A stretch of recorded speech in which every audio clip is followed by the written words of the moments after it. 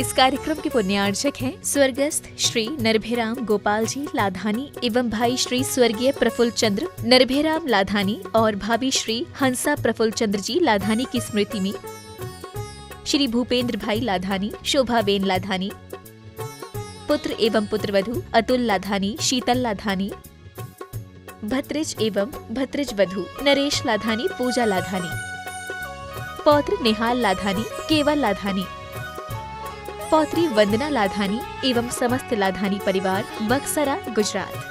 दान प्रवर्तक, भावना योग प्रवर्तक, प्रखर वक्ता, परम पूज्य 108 मुनिवर्षी प्रमाण सागर जी मुनिराज की जय जय जय। परम पूज्य 108 मुनिवर्षी अरहत सागर जी मुनिराज की जय जय जय। प्रिय बंधुओं, शाश्वत श्री क्षेत्र सम्मेद शिखर जी स्थित गुणायतन में आयोजित आज के प्रातःकालीन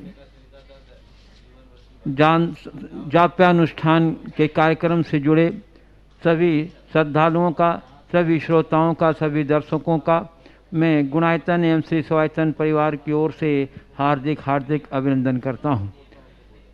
बंधुओं, मैं आपको लिए चलूं जाप्यानुष्ठान की ओर। इसके पूर्व हम लोग सभी मिलकर रोज की तरह वर्तमान विभीषिका में, कोरोना की विभीषिका में हम लोग गुरुदेव के मंगल में आशीर्वाद से अपने को अभिषेक कर कृतार्थ करेंगे। तो आप सभी हाथ जोड़िए, मस्तक झुकाइए और बोलिए मेरे साथ, नमोस्तु गुरुदेव, नमोस्तु गुरुदेव, नमोस्तु गुरुदेव। हे गुरुदेव, विश्व शांति की कामना के साथ मैं समस्त विश्व समुदाय की ओर से आपके चरण कमलों में प्रार्थना निवेदित करता हूँ कि हे गुरुदेव, शांति मंत्रों के जाप के द्वारा जापानुष्ठान कराकर हम सबों को कृतार्थ करें। नमोस्तु गुरुदेव, नमोस्तु गुरुदेव। सारे जगत में शांति हो, सबके जीवन में सुख और समृद्धि हो, खुशहाली हो। जितने लोग भी इस बीमारी से जूझ रहे हैं, महामारी से जूझ रहे हैं, वे शीघ्र स्वास्थ्य और आरोग्य को प्राप्त करें, सबके अंदर सद्भावना हो और सारे विश्व में क्षेम और मंगल की स्थापना हो। इस भाव से हम सब शांति मंत्र की जाप करेंगे, आप दोहराएंगे। ओम सम्यक दर्शनाय नमः। ओम सम्यक दर्शनाय नमः। ओम सम्यक ज्ञानाय नमः। ओम सम्यक ज्ञानाय नमः। ओम सम्यक चारित्राय नमः। ओम सम्यक चारित्राय नमः। ओम ह्रीं जगत शांतिकराय श्री शांतिनाथाय नमः। सर्वपद्रव शांतिं कुरु कुरु स्वाहा। ओम ह्रीं जगत शांति कराय श्री शांतिनाथाय नमः। सर्वोपद्रव शांतिं कुरु कुरु स्वाहा। ओम ह्रीं जगत शांति कराय श्री शांतिनाथाय नमः। सर्वोपद्रव शांतिं कुरु कुरु स्वाहा। ओम ह्रीं जगत शांति कराय श्री शांतिनाथाय नमः। सर्वोपद्रव शांतिं कुरु कुरु स्वाहा। ओम ह्रीं जगत शांति कराय श्री शांतिनाथाय नमः। सर्वोपद्रव शांतिं कुरु कुरु स्वाहा। ओम ह्रीं जगत शांति कराय श्री शांतिनाथाय नमः।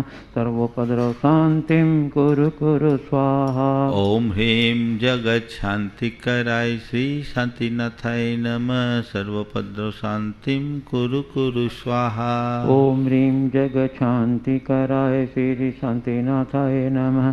सर्वोपद्रव शांतिं कुरु कुरु स्वाहा। ओम ह्रीं जगत शांति कराय श्री शांतिनाथाय नमः। सर्वोपद्रव शांतिं कुरु कुरु स्वाहा। ओम ह्रीं जगत शांति कराय श्री शांतिनाथाय नमः। सर्वोपद्रव शांतिं कुरु कुरु स्वाहा। ओम ह्रीं जगत शांति कराय श्री शांतिनाथाय नमः। सर्वोपद्रव शांतिं कुरु कुरु स्वाहा। ओम ह्रीं जगत शांति कराय श्री शांतिनाथाय नमः। सर्वोपद्रव शांतिं कुरु कुरु स्वाहा। ओम ह्रीं जगत शांति कराय श्री शांतिनाथाय नमः। सर्वोपद्रव शांतिं कुरु कुरु स्वाहा। ओम ह्रीं जगत शांति कराय श्री शांतिनाथाय नमः। सर्वोपद्रव शांतिं कुरु कुरु स्वाहा। ओम ह्रीं जगत शांति कराय श्री शांतिनाथाय नमः सर्वोपद्रव शांतिं कुरु कुरु स्वाहा। ओम ह्रीं जगत शांति कराय श्री शांतिनाथाय नमः सर्वोपद्रव शांतिं कुरु कुरु स्वाहा। ओम ह्रीं जगत शांति कराय श्री शांतिनाथाय नमः सर्वोपद्रव शांतिं कुरु कुरु स्वाहा। ओम ह्रीं जगत शांति कराय श्री शांतिनाथाय नमः सर्वोपद्रव शांतिं कुरु कुरु स्वाहा। ओम ह्रीं जगत शांति कराय श्री शांतिनाथाय नमः सर्वोपद्रव शांतिं कुरु कुरु स्वाहा। ओम ह्रीं जगत शांति कराय श्री शांतिनाथाय नमः सर्वोपद्रव शांतिं कुरु कुरु स्वाहा।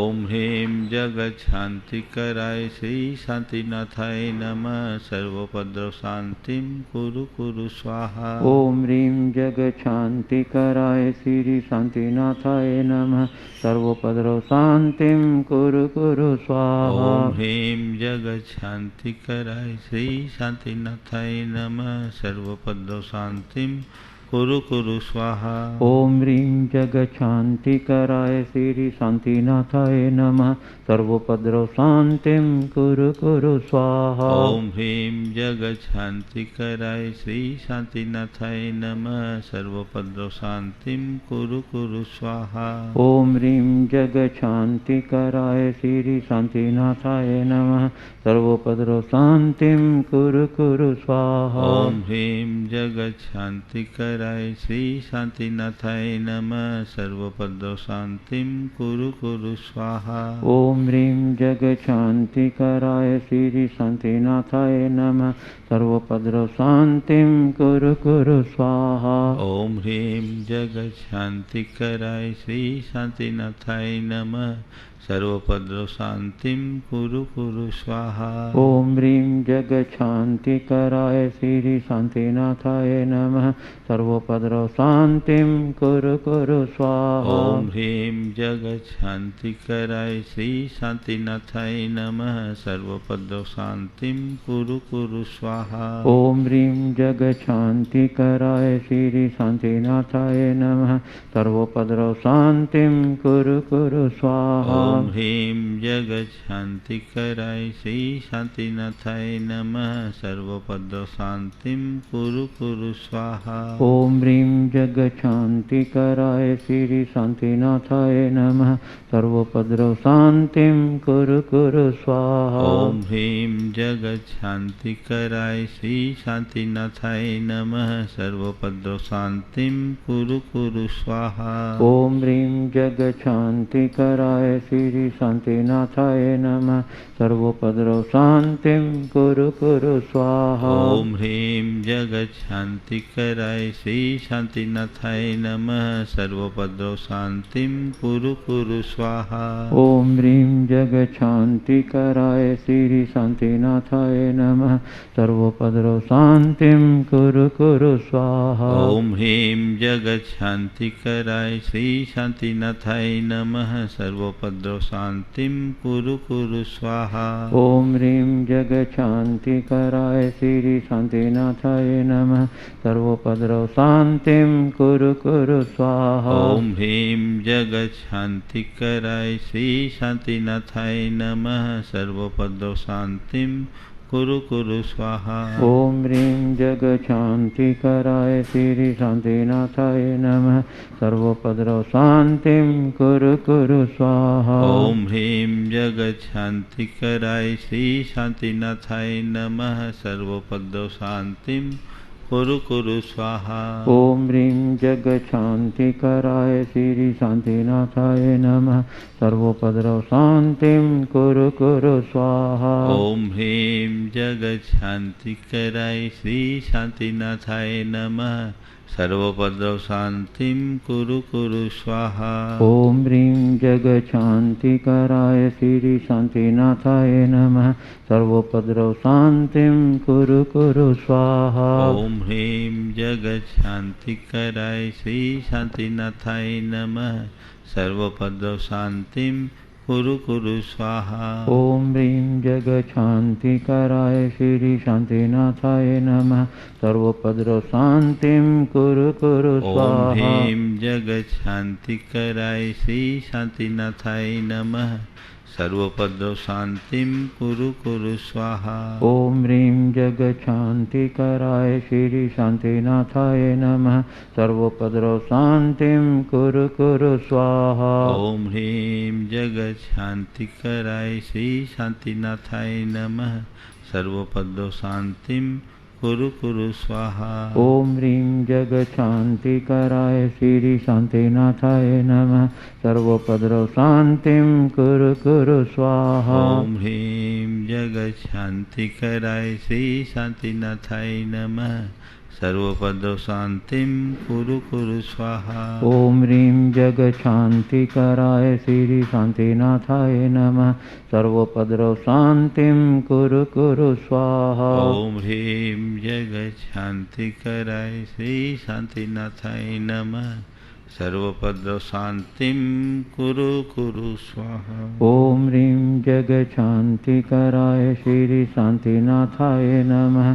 सर्वोपद्रव शान्तिं कुरु कुरु स्वाहा। ओम सम्यक् दर्शनाय नमः।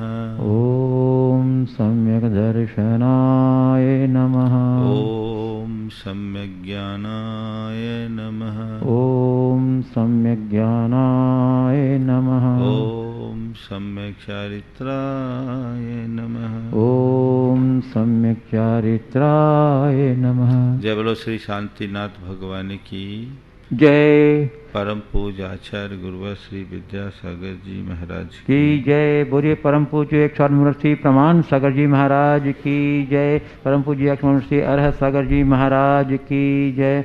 प्रिय बंधुओं, जैसा कि आपको अवगत कराया जा चुका है, आपके स्मरणार्थ पुनः सूचित कर रहा हूँ कि यहाँ मध्याह्न 3:15 से पूज्य गुरुदेव के मुखार बिंद से ग्रंथराज सरवार सिद्धि जो तत्वार आचार्य उमा स्वामी विरचित तत्वार सूत्र की आदि संस्कृत क्रिया है, उसकी वाचना प्रारंभ हो गई है। बहुत ही सरल सरस और सुबोध शैली में गुरुदेव ग्रंथ की हार खोल रहे हैं। आप सबसे अनुरोध है कि आप इस कार्यक्रम से अधिक संख्या में जुड़ें और बंधुओं, इस कार्यक्रम का सीधा प्रसारण प्रामाणिक ऐप के माध्यम से हो रहा है और मुनि प्रमाण सागर यूट्यूब चैनल पर भी इसका प्रसारण हो रहा है। आप इसका अधिक से अधिक लाभ उठाएं। अब मैं गुरुदेव के चरणों में प्रार्थना करूं आज के मंगल में देशना के लिए। इसके पूर्व हम लोग सभी मिलकर पूज्य गुरुदेव के चरण कमलों में त्रिवार नमोस्तु निवेदित करते हुए उनके मंगल में आशीर्वाद से अपने को अभिषेक करके साथ करेंगे। तो हाथ जोड़िए, मस्तक झुकाइए और बोलिए मेरे साथ, नमोस्तु गुरुदेव, नमोस्तु गुरुदेव, नमोस्तु गुरुदेव। हे गुरुदेव, अपनी मंगलमय देशना से हम लोगों की तात करें। नमोस्तु गुरुदेव। सभी लोग अपने दोनों हाथ जोड़ ले और मेरे साथ महामंत्र के स्मरण के लिए अपना मानस तैयार करें।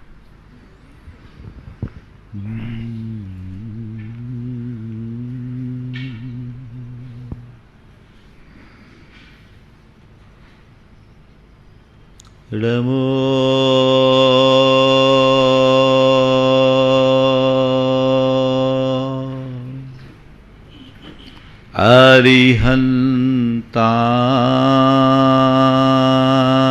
अरिहन्ताणम्। नमो अरिहन्ताणम्। नमो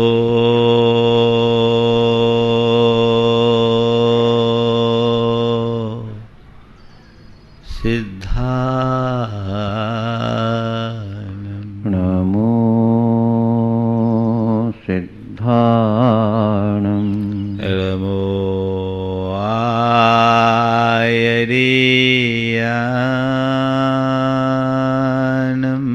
नमो आयरियानम्। नमो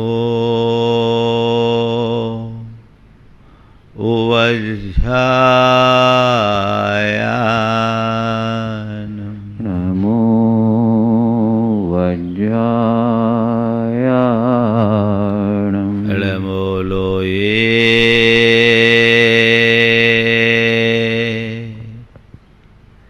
सवसा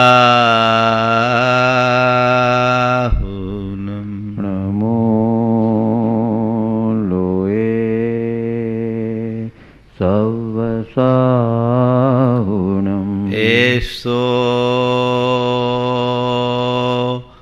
पंचणमोयारो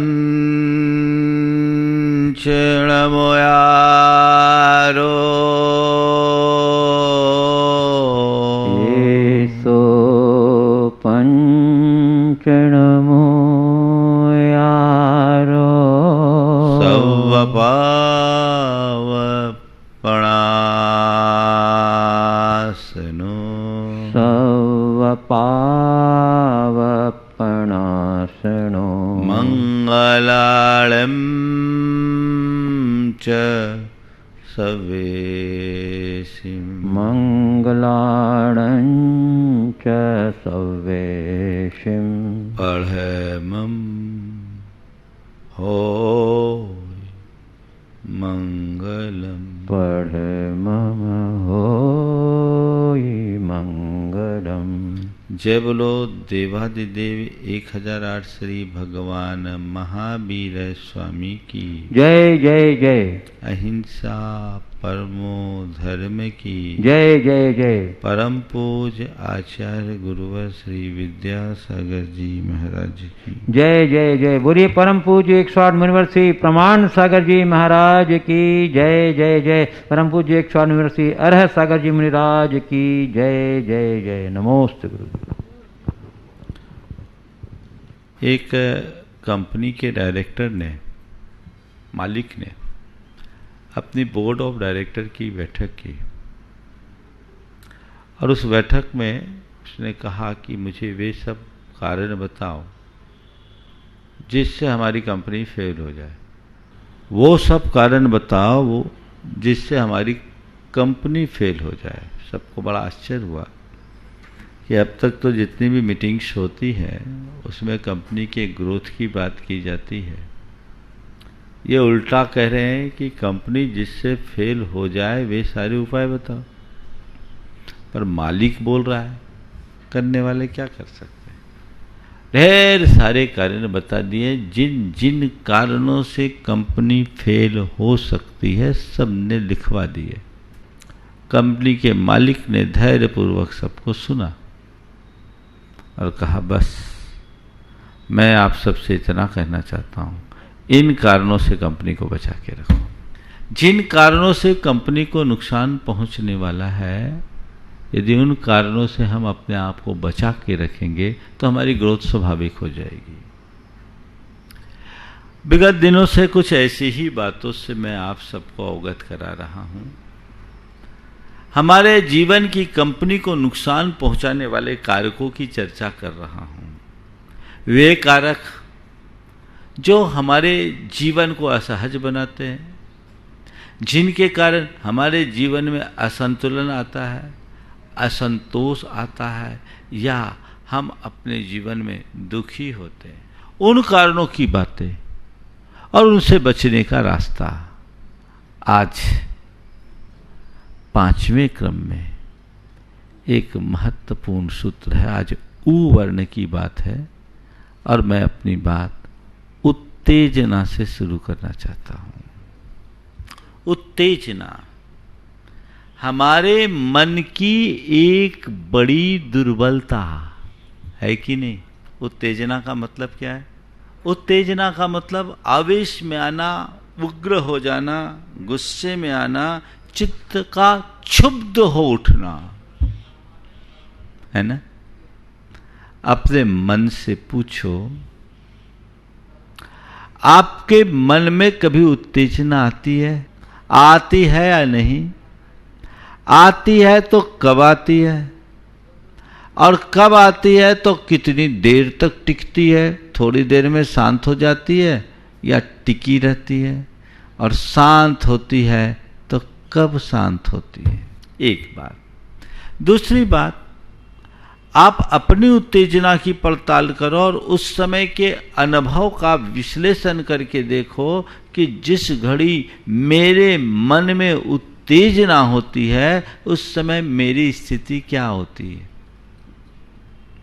शांति की, प्रसन्नता की, आनंद की, सुकून की, या एक प्रकार का क्षोभ जो हमारे भीतर उथल पुथल मचाता है और बाद में हमें पश्चाताप की अग्नि में झुलसना पड़ता है। अगर कोई उत्तेजित व्यक्ति हमारे सामने है तो हमारे मन में उसके प्रति क्या लाइकिंग होती है या हम उसे डिसलाइक करते हैं? हम हमेशा शांत व्यक्ति को लाइक करते हैं, क्षुब्ध व्यक्ति को नहीं। तो आज हमें अपने भीतर उतर कर देखना है कि मेरी स्थिति क्या है। मैं उत्तेजना युक्त व्यक्ति की श्रेणी वाला हूं या सहज शांत स्वभावी मनुष्य कहलाने का अधिकारी हूं? यह हमें देखना है। 4 बातें आज के संदर्भ में आप सबसे करूंगा। उत्तेजना क्या, उत्तेजना क्यों, उत्तेजना क्या, उत्तेजना क्यों और उत्तेजना के बढ़ने का कारण क्या और उत्तेजना को शांत करने का उपाय क्या। उत्तेजना एक नकारात्मक आवेग है जो हमें विपरीत परिस्थितियों में या अपने आवेग में असामान्य बना देता है, अंदर से क्षुब्ध कर देता है, जिस घड़ी में हमारे अंदर का विवेक छिन्न भिन्न हो जाता है। जब मनुष्य उत्तेजना की स्थिति में होता है तो उसकी स्थिति एकदम असामान्य हो जाती है, उसे अपना शुद्ध बुद्ध भी खो जाता है, वो कुछ याद नहीं रख पाता। होता है ना, उत्तेजना का ही एक रूप क्रोध है ना। क्रोध उत्तेजना है, पर उत्तेजना केवल क्रोध रूप नहीं है। उत्तेजना का मतलब एक प्रकार का एक्साइटमेंट जो हमारे अंदर के कषायों की तीव्रता की अभिव्यक्ति है। ये उद्रेक है जो हमारे चित्त में उद्वेग बना देता है, उद्वेग उत्पन्न करता है, जो हमें शांत न रहने दे, जो हमें अस्थिर बना दे, जो हमें व्यग्र बना दे, जो हमें बेचैन बना दे या जो हमें बावला कर दे। उसका नाम है उत्तेजना।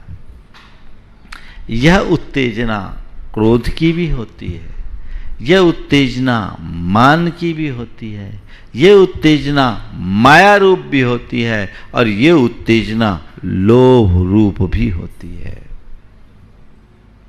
जब मनुष्य के अंदर उत्तेजना हावी हो जाती है तो वह उस पर अपना नियंत्रण नहीं कर पाता और नतीजा उस नकारात्मक भावना के आवेग में उससे वह सब हो जाता है जो नहीं होना चाहिए, जिसका परिणाम बुरा होता है।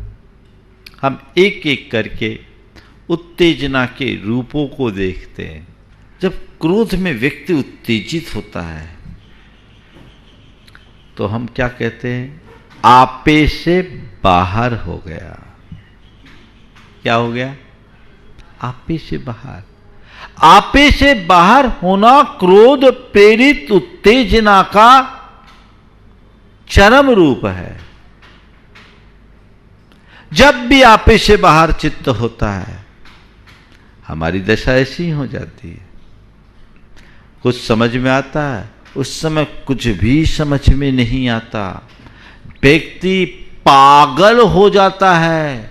जैसे कोई व्यक्ति बावला हो जाए तो उसे कुछ भी समझ में नहीं आता। उसके अंदर उग्रता होती है, व्यग्रता होती है, उद्वेग होता है और वो कुछ भी कर बैठता है।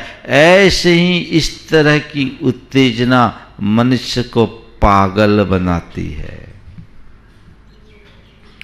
अपने मन को पलट कर देखो, तुम्हारे अंदर क्रोध तो होता ही है, लेकिन क्रोध की में उत्तेजना कितनी होती है। क्रोध एक बहुत बड़ी बुराई है। क्रोधावेश में मनुष्य अपना और औरों का अहित कर डालता है, सब कुछ नष्ट भ्रष्ट कर देता है। लेकिन क्रोध की तीव्रता का अंदाज उसके साथ जुड़ी हुई उत्तेजना से है।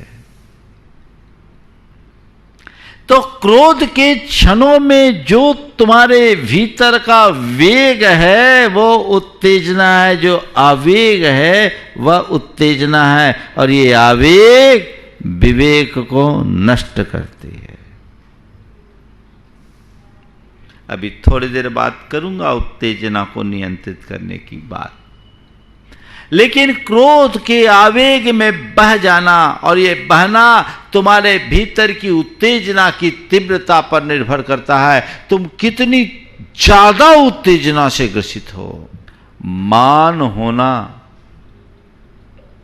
और मान प्रेरित उत्तेजना होना, दोनों में बड़ा अंतर है।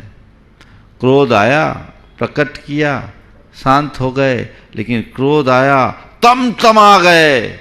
मान हुआ, थोड़ा सा अभिमान से अपनी छाती को फुलाए, लेकिन मान में पागल हो जाना, मानांध बन जाना, और अपने मान के पीछे चाहे जिसके अपमान के लिए आतुर हो, आमादा हो जाना, अपने संबंधों को भी खराब करने के लिए तैयार हो जाना, संबंधों को भी तोड़ देना, अपनी शांति को भी खंडित कर देना, ये सब क्या है? ये क्या है? मान मूलक उत्तेजना है, माया। मन में माया आना एक दुर्बलता है, लेकिन माया से प्रेरित होकर बड़े बड़े कुचक्र, षड्यंत्र और छल प्रपंच में उलझ जाना, और उसमें सामने वाले का बड़े से बड़ा अहित करने के लिए भी तुल जाना, ये माया है। और लोभ, लोभ में उत्तेजना, लोभ लालच में अपना विवेक खो देना, किसी की आसक्ति और तृष्णा के पीछे सब कुछ भूल करके उसके पीछे दौड़ जाना, ये उत्तेजना है। तो ये उत्तेजना मनुष्य को दौड़ाती है। उत्तेजना यानी एक ऐसा नकारात्मक वेग जो तुम्हारे विवेक को कुंठित कर दे, जो तुम्हारे सोचने समझने की शक्ति को समाप्त कर दे। उस विवेक से अपने आप को बचाना है। तो उत्तेजना से परिचय तो आपको हो गया। आज आपने एक नई दृष्टि देखी होगी उत्तेजना के संदर्भ में। प्रायः हम लोग उत्तेजना को क्रोध रूप ही मानते हैं, लेकिन नहीं, ये हमारी चेतना की असहज अवस्था है, जिससे अंदर एक अलग प्रकार का उद्वेग, व्यग्रता, बेचैनी या आतुरता होती है, वह भी उत्तेजना है। इसे ऐसे समझे, पानी शांत है और पानी खौल रहा है। खौलते हुए पानी में और शांत पानी में क्या अंतर होता है? शांत पानी सहज, लेकिन जब पानी खौलता है तो एकदम असामान्य हो उठता है, उसमें असहजता होती, खदबद खदबद खदबद खदबद खदबद खदबद दिखता है। तो उत्तेजना हमारे खौलते हुए मन की परिणति है, जिसमें मन एकदम असहज हो, और यह प्रायः पर निमित्तों से प्रभावित होने पर होती है। पानी खौलता कब है? जब नीचे से आंच मिलती है। आंच हटा दो, पानी नहीं खौलेगा। मनुष्य के अंदर जो उत्तेजना बढ़ती है वह निमित्त पाकर, क्रोध की, काम की, लोभ की, मोह की, ये उत्तेजनाएं हैं जो उद्रेक व्यक्ति को पागल बना दे। क्रोधांत, मानांध, लोभांध, कामांध बना दे, मोहांध बना दे। आप अपने अतीत को पलट कर देखिए, बहुत ऐसे प्रसंग आए होंगे जहां आपने उत्तेजना के भावावेश में, उत्तेजना से प्रेरित होकर कई बार कई गलत हरकत कर दी हो और उसका परिणाम भी आपको भुगतना हुआ और बाद में आपने सोचा अरे फालतू उत्तेजित होकर के मैंने ऐसा कर दिया, मुझे ऐसा नहीं करना चाहिए। तो अब दूसरा सवाल, उत्तेजना क्यों? अभी मैंने कहा उत्तेजना प्रायः पर निमित्त से प्रभावित होने से होती है। अभी आप मेरी बात को बहुत आनंद से सुन रहे हैं, है ना? आपको आनंद आ रहा है, लेकिन इसी बीच यदि आपसे कोई गलत टिप्पणी कर दी जाए तो क्या होगा? आनंद में खलल होगा। पर मैंने आपको यहां कहते कहते कह दिया कि आप लोगों को तो कोई अकल ही नहीं है। इतने बरस हो गए सुनते सुनते, जहां के तहां हो, सबके सब बेअकले हो। बोलो मेरी बात का कुछ बुरा लगेगा? नहीं लगेगा। हो सकता है एक बार की इतनी बात, आज महाराज को क्या हो गया, महाराज की भाषा तो बड़ी संयत होती है, वो सौम्य शब्दों में कहते हैं आज क्या हो गया, लेकिन ठीक है महाराज, ठीक ही कह रहे हैं, हम लोग बेअकले तो हैं, अकल होती तो नीचे क्यों बैठे रहते, आगे बढ़ जाते। आपको बुरा नहीं लगा ना? लेकिन यही बात आपका कोई मित्र, आपका कोई परिचित, आपका कोई निकट का व्यक्ति आपसे कह दे भैया तुम तो पूरे बेअकले हो, तो क्या होगा? उसकी अकल ठिकाने लगाओगे। क्या हुआ? क्या हुआ? ये अंतर क्यों?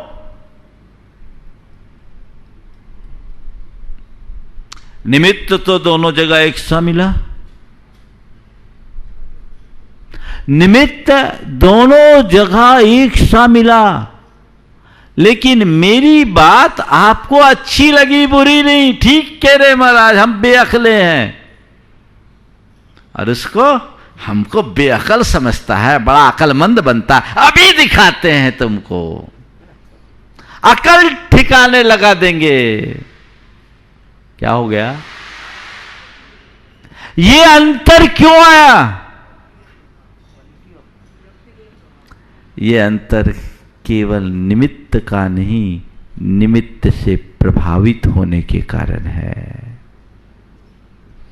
तुम्हारे सामने कैसा भी निमित्त आए, वो निमित्त तुम्हारा कभी बिगाड़ नहीं करता। तुम्हारा बिगाड़ तभी होता है जब तुम उस निमित्त से प्रभावित होते हो। समझ गए? और जो जितना ज्यादा प्रभावित होता है निमित्तों से, जितना अधिक प्रभावित होता है, उस व्यक्ति के जीवन में उतनी असहजता होती है, और जो जितना अप्रभावित होता है उसके जीवन में उतनी सहजता आती है। आप पड़ताल करके देखना, छोटी छोटी बातों में उत्तेजित हो जाते हो।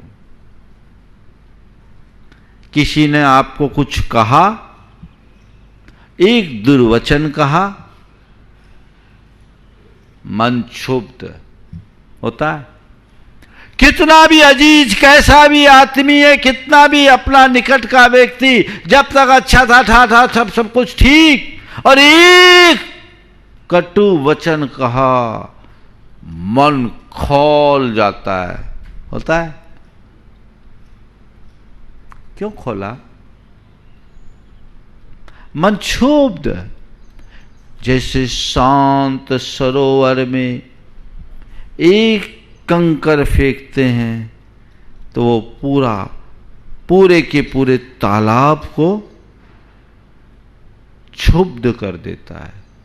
कंकर से एक वलय, फिर दूसरा वलय, फिर तीसरा वलय, फिर चौथा वलय, फिर पांचवा वलय, वलय दर वलय पूरे तालाब में छा जाता है। बस ऐसी स्थिति मनुष्य की होती है। उत्तेजना का जब वेग आता है तो वो पूरी तरह हिल जाता है और हिला डालता है।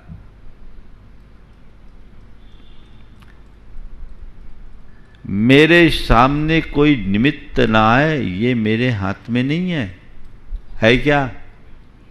कोई मुझे गाली न दे, ये मैं सुनिश्चित नहीं कर सकता। कर सकता हूं क्या? मुझे कोई गाली न दे, ये मैं सुनिश्चित नहीं कर सकता। मैं क्या, कोई नहीं कर सकता, भगवान भी नहीं कर सकते। कर सकते हैं क्या? दुनिया में ऐसे लोग भी हैं जो भगवान को भी गालियां देते हैं। कुछ दिन पहले यहाँ एक शराबी था और जब पीता था तो भगवान को ही गालियां देता था। अब तो शायद भगवान का प्यारा हो गया, वो भगवान का प्यारा हो गया। हाँ, अभी है? अच्छा, वो उसकी भगवान को गाली दे रहा है। अब क्या करोगे? तो कोई मुझे गालियां न दे, ये मेरे हाथ में नहीं है। पर कोई कितनी भी बुरी गाली क्यों न दे, उसे मैं नजरअंदाज कर दूं, ये मेरे हाथ में है ना? मैं आपसे पूछता हूं, आप सड़क चल रहे हो, कोई पागल आपको गाली दे तो क्या करते हो आप? उस पर गुस्सा करते हो? बिल्कुल बुरा नहीं लगता। क्यों? वो पागल है ना? एक बार एक बहन जी आई, बोले महाराज जी हमारे ये है ना बहुत गुस्सा करते हैं, बर्दाश्त नहीं होता। महाराज बहुत दुखी और रोने लगी। क्या हो गया? बोले महाराज बहुत बुरी बुरी बातें करते हैं, इतनी गंदी बातें कि बर्दाश्त नहीं हो। कितने बरस हो गए शादी के? बोले महाराज 30 बरस हो गए। बोले 30 बरस झेल लिया, थोड़े और झेल लो। नहीं महाराज जी आप तो कोई उपाय बताइए, कोई मंत्र दीजिए जिससे इनकी बुद्धि ठीक हो जाए। महाराज 30 बरस हो गए, इतनी गंदी गंदी बोलते हैं महाराज जी, बिल्कुल चुभ जाती है बात। हमने कहा, जहां मैं था वहां एक पागल घूमता था। मैंने कहा घर से निकलते समय, बाजार में घूमते समय कभी भी वो पागल मिला? बोला हाँ महाराज अक्सर मिलता, आज भी मिला था। तो पागल गालियां देता? हाँ महाराज बहुत गंदी गंदी गालियां देता है। तुम्हारे पति वैसी गाली? नहीं महाराज वैसी गाली तो नहीं देते, लेकिन गंदी गाली देते। तो पागल आज तुम्हें मिला था, आज तुम्हें गालियां दिया? बोले दिया था।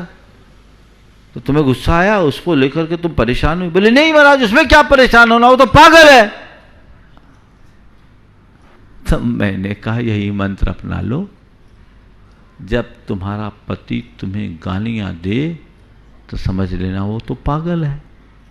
और वाकई में जो पति अपनी धर्मपत्नी को गाली दे वो पति पगला पति ही है। अगर समझदार होता तो ऐसा करता क्यों? समझ लो वो एक अस्थाई पागलपन का शिकार है। और उस घड़ी उसके प्रति सौम्य व्यवहार रख लो, थोड़ा तटस्थ हो जाओ, थोड़ी देर बकेगा अपने आप शांत। एक कहावत है, बंदर से आंख नहीं मिलाना, है ना? अभी हमारे ब्रह्मचारी बताए, बोले महाराज जी हम गए जंगल में तो बंदर हमारी तरफ देखा, हम बंदर से आंख मिला लिए तो एकदम सब बंदर मेरे साथ भपकी देने लगे। फिर मुझे याद आई आपकी बात कि आपने कहा था कि बंदर से आंख नहीं मिलाना चाहिए। तो महाराज जी उस दिन तो मैं थोड़ा परेशान हो गया, डर गया कहीं वो काट न ले, ढेर सारे बंदर आ गए। दूसरे दिन गया तो दूसरे दिन बंदर मिले, मैंने उनसे आंख नहीं मिलाए, वो अपना काम करते रहे, हम अपना काम करते रहे। तो बस मैं आपसे इतना ही कहता हूं, क्यों बंदरों से आंख मिलाते हो? मिलाने का काम ही मत करो। दुर्वचन बोला, इग्नोर करो। देखो मन कैसा होता है। किसी ने तुम्हें गधा कह दिया, ये तो पक्का गधा है। अच्छा मुझे वो गधा कहता है, मैं गधा हूं, क्या समझ रखा उसने? अभी उसको उसकी औकात दिखाता हूं, समझ में आ जाएगा, पूरा अभी सब समझ में आ जाएगा। देखता हूं उसे, मुझे गधा कहता है। सामने वाले ने एक बार गधा कहा और तुमने अपने आप को कितनी बार गधा बना लिया। इस गधा शब्द के श्रवण से तुम्हारे अंदर उत्तेजना आई। क्यों आई? क्योंकि तुमने इस बात को स्वीकार लिया कि मैं गधा हूं। प्रभावित हो गए। मैं आपसे पूछता हूं, आप सड़क चल रहे हो, आपका नाम राजकुमार है और हमने कहा राजकुमार की जगह कोई बोले रामकुमार इधर आओ, तो आप सुनोगे क्या? जब मैं रामकुमार हूं ही नहीं तो मैं क्यों सुनूं? राजकुमार को बुलाए तो देखे। अरे भाई तुम सड़क चल रहे हो, तुम एक समझदार व्यक्ति हो, तुम्हारे अंदर ज्ञान है, समझदारी है, और कोई तुम्हें गधा कह रहा है तो तुम सुन क्यों रहे हो?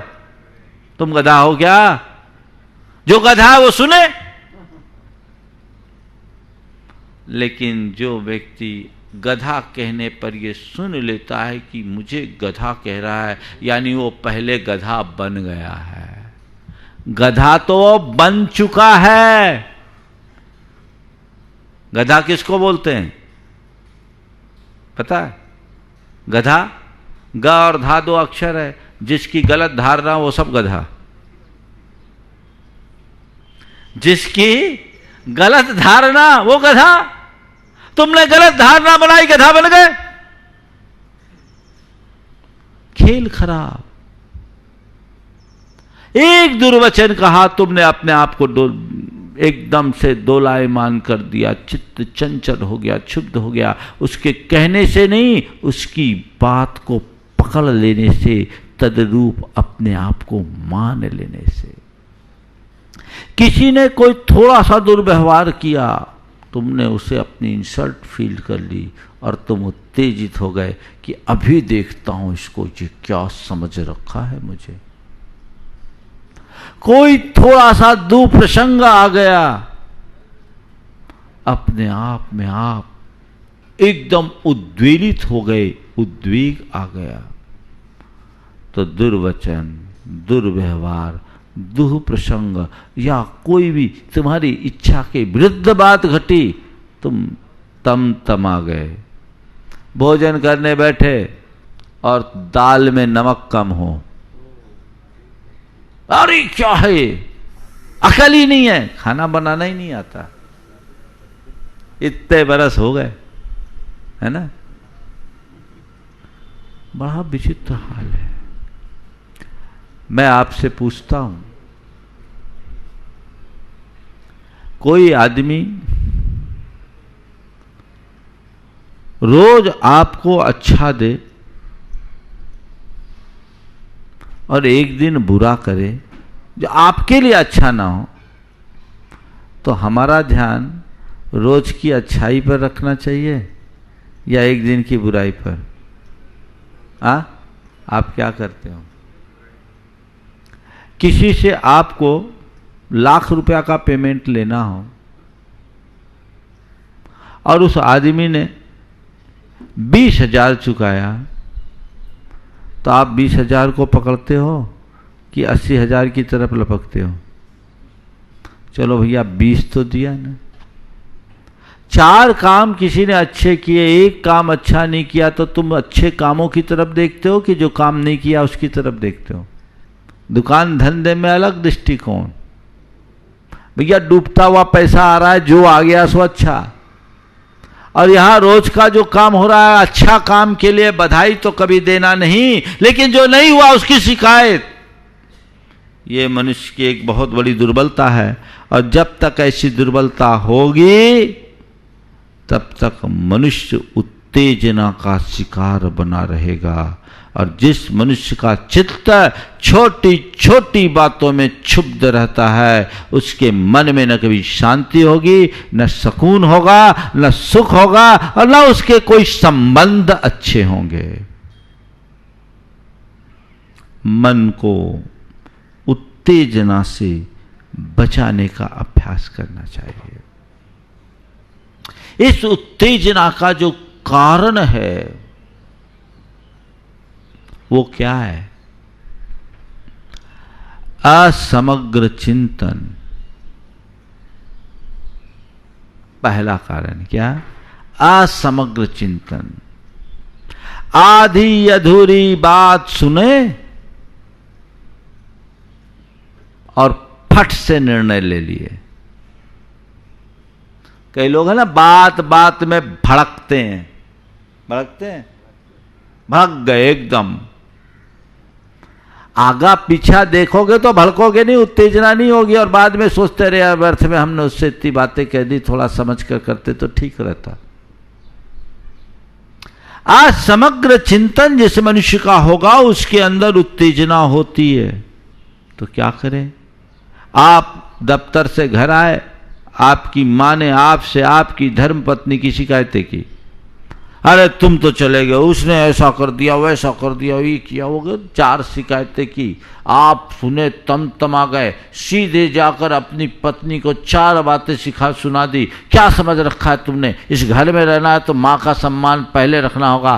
पहले माँ है, तुम तो 25 वर्ष बाद आई हो, इस घर में माँ का स्थान पहला है, तुम्हारा स्थान बाद में, ध्यान रखना आप आगे से कभी ऐसा नहीं हो। पत्नी जाके सुना दिया। अगर इसकी जगह मां की बात सुनकर धीरे से पत्नी के पास जाते, खुद को कूल करते, पत्नी को भी कूल करते, पानी आनी पीते, भोजन अगर करते, और उसके बाद फिर पूछते क्या बात है, आज कुछ गड़बड़ हुआ क्या?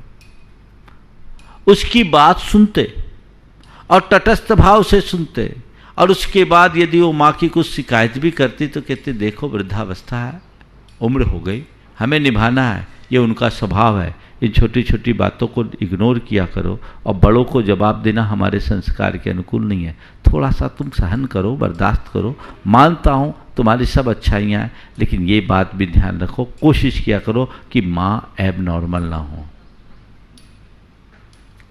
बोलो दोनों में कौन सा रास्ता अच्छा है? आप क्या करते हो? ज्यादातर पहले कैटेगरी के लोग हैं। बोले महाराज आप ही कहते सब काम पहला होना चाहिए, सब में पहला नंबर होना चाहिए। तो यही हाल है, यहां बदलाव अपेक्षित है। अगर हम अपनी सोच में परिवर्तन नहीं करें, घटनाओं को ठीक तरीके से समझे बिना प्रतिक्रियाएं देंगे तो वो उत्तेजना मूलक प्रतिक्रिया होगी। शांत, बिल्कुल शांत, समग्रता का चिंतन होगा तो उत्तेजनाएं शांत होगी। दूसरी, सकारात्मक सोच। अगर तुम्हारी सोच सकारात्मक होगी तो कोई कितना कुछ भी बोल दे, कहीं कैसा भी प्रसंग क्यों ना आ जाए, आपके भीतर उत्तेजना नहीं आएगी।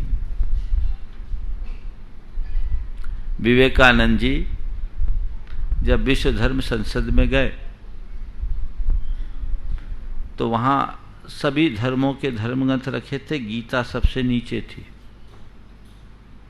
विवेकानंद जी को छेड़ने की वजह से किसी ने उकसाया और कहा देखिए आपके धर्म का कितना उपमान, आपके धर्म ग्रंथ को सबसे नीचे रखा गया। आपके धर्म का ये कैसा अपमान, आपके धर्म ग्रंथ को सबसे नीचे रखा गया। विवेकानंद जी ने अत्यंत सहजता से कहा, नहीं, वो बिल्कुल ठीक स्थान पर रखा गया है। नहीं, उसे बहुत ठीक स्थान पर रखा गया। बोले क्यों? बोले वो सबका फाउंडेशन है। फाउंडेशन तो नीचे रहता है। सोच, तुम्हें कोई कुछ कह दे और उसे पचा लो, कुछ प्रतिकूल आ जाए उसे पचा लो। जिसकी सोच सकारात्मक होती है वो शांत रहते हैं। प्रतिक्रियाएं उनकी ज्यादा नहीं होती, होती है तो बहुत अल्प और सकारात्मक। उत्तेजक प्रतिक्रिया, उत्तेजनापूर्ण प्रतिक्रिया कतई अच्छी नहीं होती। तीसरी है आध्यात्मिक दृष्टि। अगर तुम्हारे अंदर अध्यात्म परक दृष्टि होगी तो कुछ भी होगा तुम भीतर देखोगे, उत्तेजना तुम्हारे अंदर आएगी नहीं। तुम्हें किसी ने चोर बोल दिया, मैं चोर हुई नहीं तो क्यों सोचो। तुम्हारे साथ किसी ने कितना भी मिसबिहेव कर लिया, तुम कुछ नहीं सोचोगे, शांत रहोगे। साहू अशोक कुमार जी जैन जगत के एक बहुत बड़े स्तंभ रहे। हमारे समाज के लिए उन्होंने बहुत कुछ किया। उनके जीवन का एक प्रसंग जो मुझे भागचंद जी पहाड़िया ने सुनाया था, कई बार मैंने अपने प्रवचनों में सुनाया, आज के संदर्भ में बहुत उपयोगी है। कोलकाता में वो एक बड़ा मंदिर में मीटिंग ले रहे थे और वहीं कुछ लोग जो उनके विरोधी थे, उनके विचारों के विरोधी थे, चूड़ियां पहनाने के लिए आ गए। साहू अशोक कुमार जैन के जैसे विभूति के लिए चूड़ियां पहनाने के लिए आ गए।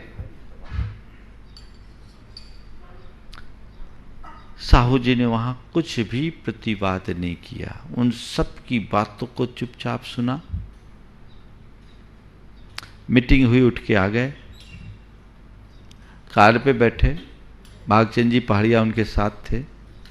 रास्ते में भी उस घटना की कोई चर्चा नहीं की, गाड़ी आगे बढ़ी।